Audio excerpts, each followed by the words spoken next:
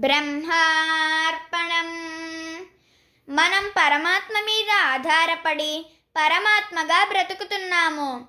ఇంద్రియాలు అన్నీ పరమాత్మ ఆధారంతో పనిచేస్తున్నాయి. మనకి ఏ పని లేదు. బ్రహ్మము బ్రహ్మముగా ఉండటమే. ఏమీ లేని దానిలో ఏమీ లేదు.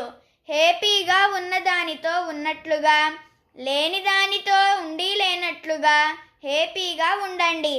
మనం బయట స్వాతంత్ర్యాన్ని కోరుకుంటున్నాము.